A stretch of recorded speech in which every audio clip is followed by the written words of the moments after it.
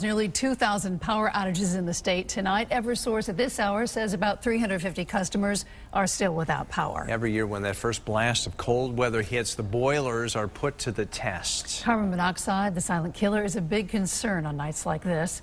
News 8's Bob Wilson is live with a warning from officials. Bob.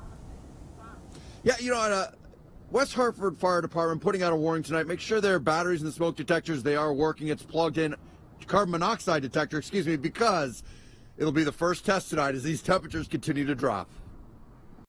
The first bitter cold temperatures, the first real test for your boiler. Even if you had it serviced, cracks can develop in the flue or exhaust vents, pumping carbon monoxide into your house. The CO calls do start to ramp up this time of year, so it's very important that people have a CO detector. A carbon monoxide detector is different than a smoke or fire alarm that you typically see in your home. And while many building codes require a carbon monoxide alarm next to your boiler, Battalion Chief Griffin says it's important to have one where you sleep. You want one right by your main source, which would be your boiler, but you also want one that's going to wake you up. So if you're on the second floor, your boiler's in the basement, that detector goes off, it may not wake you up. So here's why it's so important to have a carbon monoxide detector. Right here. You could be looking at carbon monoxide and not even know it. That's because it's odorless, it's colorless, and you won't know it's in your house until the alarm goes off or you start to feel sick. Almost like flu-like symptoms. They'll get headaches, nauseous, dizzy. Dr. Stephen Wolf is chief of the emergency department at St. Francis Hospital.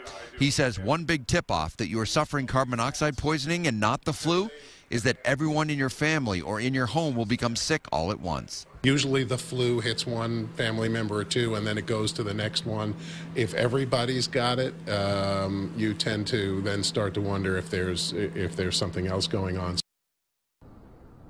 And one thing to keep in mind is that even if you say, oh, I've had the boiler service, it's fine, you still need that carbon monoxide detector because mechanicals can break down, it can get cold, you can get a crack, not know about it. You need to have that. Go out and get one, make sure the batteries are up, according to West Hartford Fire Department, looking out for your safety. I'm Bob Wilson reporting live, News 8.